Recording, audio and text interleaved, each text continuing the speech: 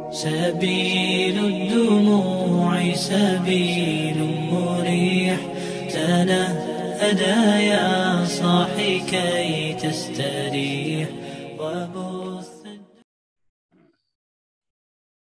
Assalamualaikum warahmatullahi wabarakatuh.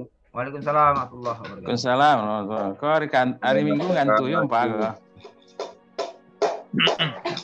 Kalau pengacara itu tentu mengangguran banyak acara. Oh iya. Baik, kakak-kakak dan saudara, saya sebenarnya tidak tahu juga apa yang mau disampaikan. Cuma resiko pernah jadi instruktur itu kan harus siap standby. Apapun yang diberikan materi dia harus siap. Nggak perlu baca buku dulu, nggak perlu lihat tema dulu. Yang penting targetnya tercapai.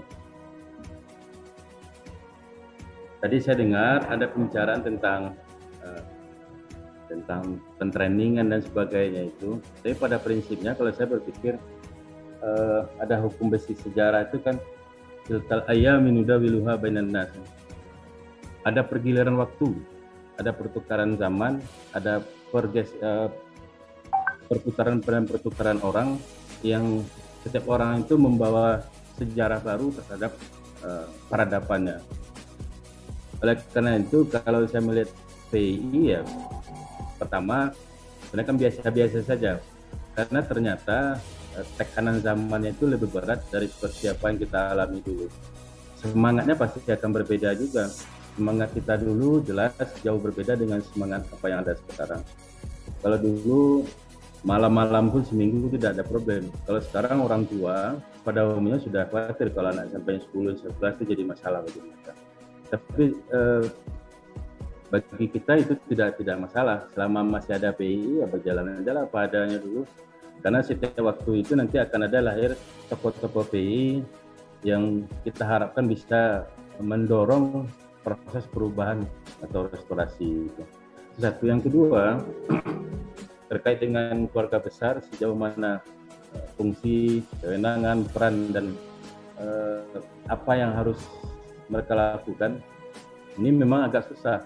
Karena ketika sudah menjadi jenderal-jenderal itu seperti sebuah pasukan, ya jenderal itu kan tidak pernah lagi turun ke lapangan bawa senjata, apalagi di depan itu tidak akan mungkin. Tetapi sebagai sebuah organisasi sosial, maka kesatuan ideologi yang pernah kita alami itu, saya tidak tahu apakah itu masih terjaga sebagai sebuah kesatuan dan persatuan sehingga dia bisa menjadi modal bersama. Itu kan tergantung sikap pribadi juga.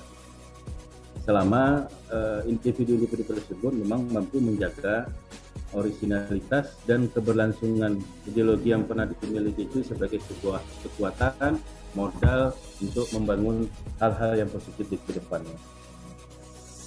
Kalau memang musyawarah keluarga besarnya akan dilaksanakan, saya pikir tentu terobosan-terobosan baru berangkat dari pengalaman apa adanya, bukan pengalaman seadanya, tapi pengalaman apa adanya. Berarti setiap dalam tanda kutip katakanlah mungkin daya rezimnya sebelumnya begitu ya mau bagaimana, tentu potensi-potensi yang akan melakukan perubahan sebagai tokoh Arvanggah itu pasti akan ada terus. Ini kan banyak yang potensial yang akan menggantikan, yang akan merestrukturisasi dan melakukan reformasi terhadap bagaimana kedudukan, fungsi, kewenangan keluarga besar itu ke depan itu banyak. Oleh karena itu, bagaimana menciptakan wadah ini sebagai wasit, di mana setiap orang dengan kapasitas dan kualitasnya dia bisa menempatkan posisinya dalam badan atau organisasi. Saya tahu makna organisasi sebagai sebuah organ yang hidup, sebuah sistem yang di dalamnya bersepakat orang-orang tertentu untuk mencapai tujuan bersama, sekalipun secara individu dia berbeda dengan individu lainnya atau dengan kepentingan itu. Tetapi ketika ada dalam sebuah organ yang besar, maka cita-cita bersama itu kan harus ditundukkan ke dalam kepentingan bersama itu. Dengan kesadaran seperti itu, saya masih yakin keluarga besar ini sebagai sebuah aset sebenarnya tentu harus ada orientasi-orientasi baru yang segar, yang membumi, yang harus dijadikan sebagai dasar kebersamaan itu untuk bergerak dalam wadah yang satu secara bersama-sama sesuai dengan kapasitas dan kualitasnya. Bahwa dinamika situasi dan zaman politik, hukum, ekonomi dan sebagainya itu tidak akan bisa dihindari. Tetapi dengan pengalaman kita di training mulai dari basic sampai advance dan pengalaman sebagai instruktur, pengalaman sebagai pengurus wilayah, pengurus daerah dan pengurus besar itu akan menjadi kekuatan tersendiri untuk mengelola potensi-potensi mulai dari low, middle sampai high itu menjadi sebuah kekuatan. Ini yang penting sebenarnya.